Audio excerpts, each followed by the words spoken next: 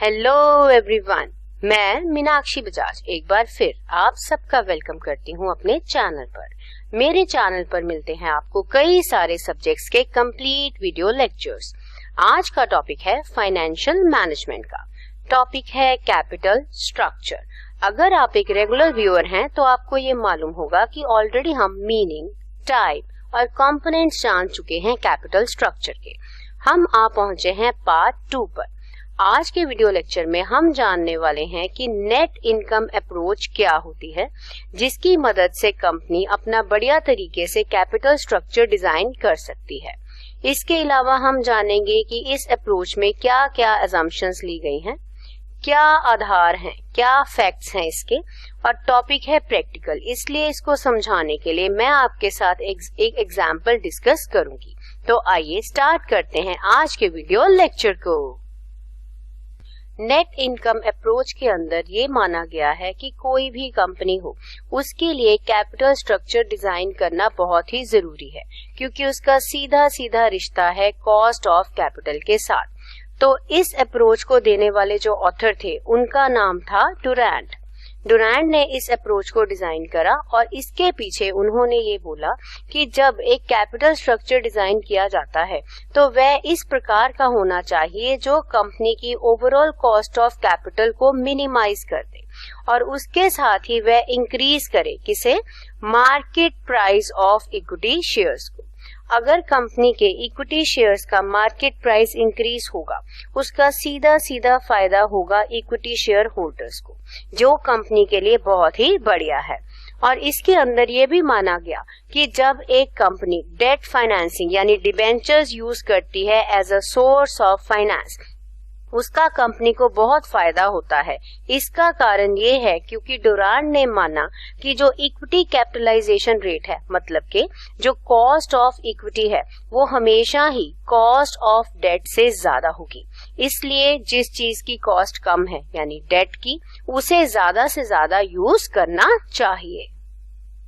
इसी बात के साथ अब हम आ पहुंचे हैं इस अप्रोच की असम्पशंस को डिस्कस करने पर। असम्पशंस का मतलब होता है धारणाएं। तो डुरैंट ने इस अप्रोच को देते समय कुछ एक असम्पशंस ली। सबसे पहली असम्पशन, जैसे कि मैंने आपको बताया कि जो कॉस्ट ऑफ डेट है वह कम है। किससे कम है? कॉस्ट ऑफ इक्विटी से। उसके साथ ही ये माना गया कि सरकार के द्वारा किसी भी प्रकार के टैक्सेस नहीं लगाए जाते हैं, मतलब नो टैक्सेस। और ये भी बोला गया कि जो इन्वेस्टर्स है उनकी जो रिस्क के प्रति परसेप्शन है वह कभी भी नहीं बदलती। जो एक बार धारणा है वही चलती जाएगी। ये तीनों असम्पशंस ये मान के चलती हैं कि जो कॉस्ट ऑफ डेट है और जो कॉस्ट ऑफ इक्विटी है वह हमेशा ही कांस्टेंट रहती हैं, मतलब कभी भी नहीं बदलती। और अगर एक कंपनी ज्यादा डेट को यूज करेगी, उसका फायदा ये होगा कि शेयर होल्डर की जो अर्निंग्स हैं वह बढ़ती चली जाएंगी, यानी market value of ordinary shares बढ़िया होता चला जाएगा। अब हम डिस्कस कर लेते हैं कि क्या फैक्ट्स हैं इस अप्रोच के पीछे।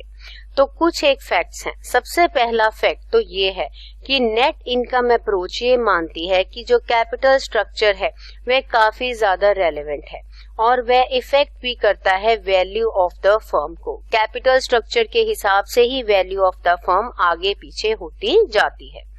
और इसमें गहरी बात मानी गई है फाइनेंशियल लीवरेज की। तो फाइनेंशियल लीवरेज के बारे में मैंने आपको पिछले वीडियो लेक्चर में बताया था। फाइनेंशियल लीवरेज का मतलब आप पिछले वीडियो लेक्चर में गौर से पढ़ सकते हैं।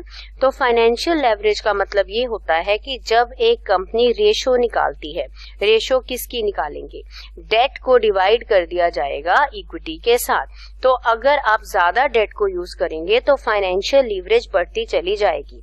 और इसके अंदर ये बोला गया है कि अगर एक कंपनी फाइनेंशियल लीवरेज को यूज करती है वह काफी बढ़िया होगा। क्यों? क्योंकि इसे यूज करने से एक कंपनी की जो weighted average cost of capital है वह डिक्लाइन कर जाएगी। इट विल डिक्लाइन, मतलब कम हो जाएगी। और दूसरी बात इसके अंदर ये बोली गई कि लीवरेज को बढ़ाने से कंपनी की जो मार्केट प्राइस है ऑर्डिनरी शेयर की, ऑर्डिनरी मतलब इक्विटी शेयर्स की, मार्केट प्राइस बढ़िया हो जाएगी। कहने का मतलब वो क्या हो जाएगी, वह हो जाएगी इंक्रीज। ये देखिए, तो ये हो गए इसके दो फायदे। तो इसी वजह से ये बोला गया कि अगर एक कंपनी चाहती है कि उसका मार्केट प्राइस बढ़े तो उसे ज्यादा से ज्यादा डेट को यूज करना चाहिए। नेट इनकम अप्रोच में लेवरेज को बहुत ज्यादा इंपॉर्टेंस दी गई है और उसके अंदर ये भी बोला गया है कि ये एक इम्पॉर्टेंट वेरिएबल तो है ही, ये एक ऐसा वेरिएबल है जो कंपनी को हेल्प करता है एक इस प्रकार का मिक्स तैयार करने के लिए डेट और इक्विटी का, जो कंपनी को लेके जाता है ऑप्टिमम कैपिटल स्ट्रक्चर की तरफ। ऑप्टिमम कैपिटल स्ट्रक्चर हम पिछले वीडियो लेक्चर में डिस्कस कर चुके हैं। तो ऑप्टिमम कैपिटल स्ट्रक्चर वह होगा जहां पर कंपनी की वैल्यू जो है वह हाईएस्ट होगी और overall cost of capital lowest होगी। इसके साथ ही मार्केट प्राइस पर शेयर भी मैक्सिमम होगा। और अगर एक कंपनी डेट को यूज नहीं करेगी, मतलब फाइनेंशियल लेवरेज जीरो रखेगी, ऐसी कंपनी की जो ओवरऑल कॉस्ट ऑफ कैपिटल है वह हमेशा ही बढ़ती चली जाएगी। और दूसरी बात यह है कि ओवरऑल कॉस्ट ऑफ कैपिटल हमेशा ही इक्विटी कैपिटलाइजेशन रेट के बराबर रहेगी। और कंपनी को अगर चाहिए कि ओवरऑल कॉस्ट ऑफ कैपिटल कम आए तो उसे डेट को यूज करना चाहिए और जो डिग्री ऑफ फाइनेंशियल लीवरेज है उसे 1 तक लेके जाना चाहिए। अभी तक हमने सारे फैक्ट्स को जाना है, पर अब इन फैक्ट्स को अच्छे से सीखने के लिए हम एक एग्जाम्पल डिस्कस करने वाले हैं।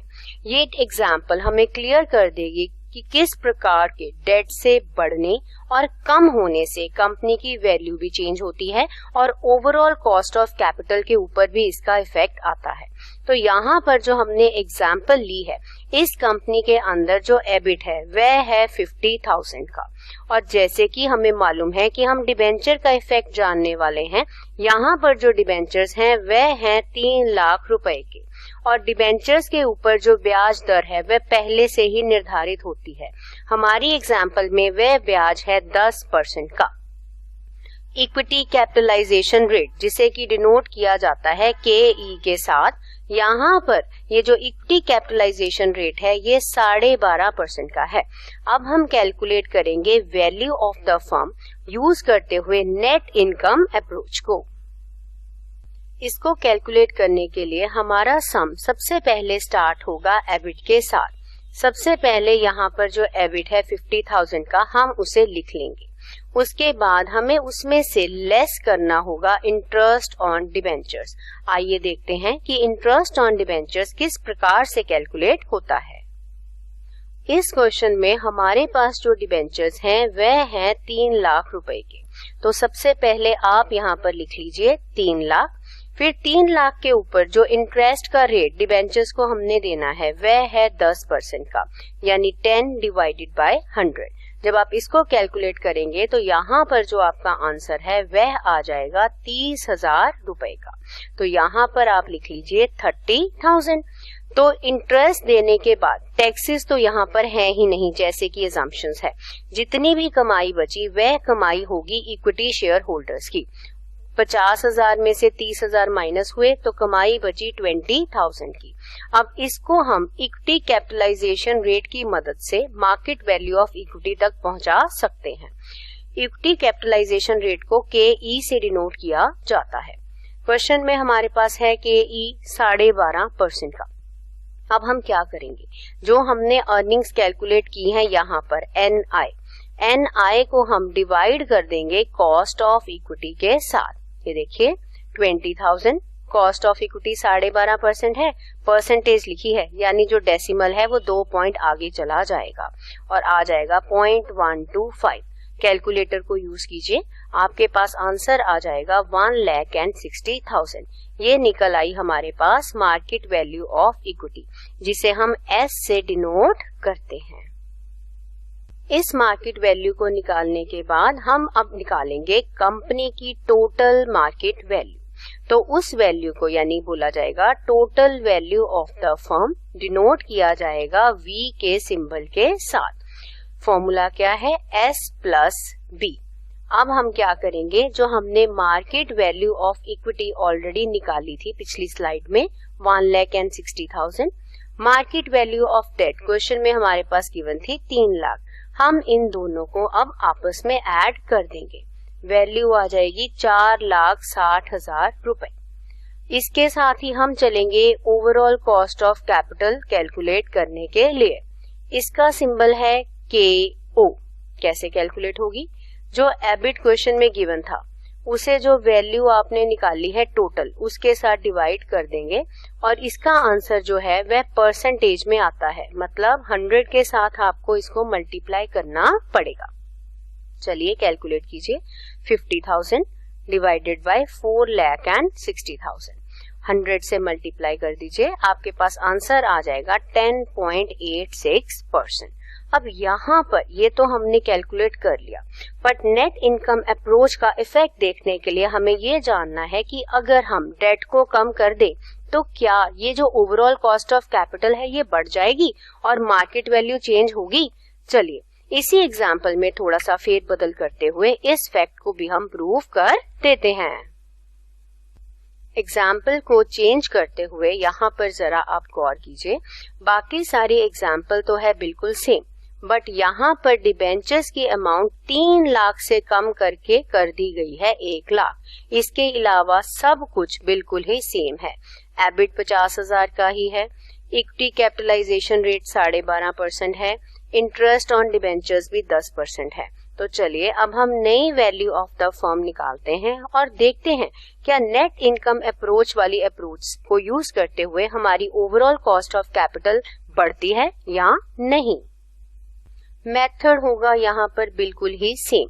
सबसे पहले हम ले लेंगे एबिट को। एबिट क्वेश्चन में हमारे पास गिवन है 50,000 का, उसमें से जो डिबेंचर्स को हमने ब्याज देना है उसे हम माइनस कर देंगे। किस प्रकार से कैलकुलेट होगा वो, जैसे कि हमने पिछले एग्जाम्पल में भी सीखा था कि हम यहाँ पर डिबेंचर्स की वैल्यू ले लेंगे जो कि है 1 लाख रुपए, इसे हम मल्टीप्लाई करेंगे जो आपकी ब्याज की दर है जो कि है 10% की, ऐसे। तो जब आप इसको डिवाइड कर देंगे, वन साइड पर चला गया है बट आपको पता है मैंने 1 लाख लिखा था, जब आप इसको 10% इसका करेंगे तो यहाँ पर आपके पास अमाउंट आ जाएगी 10,000 रुपए की। टैक्सेस नहीं है, मतलब 50,000 में से जब 10,000 आप माइनस करेंगे और 40,000 आपके पास आया, ये सारी अर्निंग्स अब किसकी हैं, इक्विटी शेयर होल्डर्स की। इसके लिए जो सिंबल यूज होता है वह है NI। Equity capitalization rate question में हमें गिवन है 12.5% का। सारा मेथड बिल्कुल सेम चलेगा, कुछ भी हमने यहाँ नहीं बदलना है। हमने जो अर्निंग्स निकाली है इक्विटी शेयर होल्डर्स के लिए उसको हम डिवाइड कर देंगे इक्विटी कैपिटलाइजेशन रेट के साथ। आंसर आ जाएगा हमारे पास 3,20,000 रुपए। इतना करने के बाद अब हमें चाहिए total value of the firm. तो total value of the firm पहले भी मैंने आपको समझाया था कि यहाँ पर उसका सिंबल है V, तो S प्लस V इसका फॉर्मूला है। तो अब हम क्या करने वाले हैं, जो मार्केट वैल्यू ऑफ इक्विटी हमने अभी कैलकुलेट करी थी 3,20,000 रुपए, उसमें ऐड कर देंगे डेट। अब इस क्वेश्चन के अंदर डेट है हमारी 1 लाख रुपए, दोनों को ऐड कर दिया, अमाउंट आ गई 4,20,000 रुपए।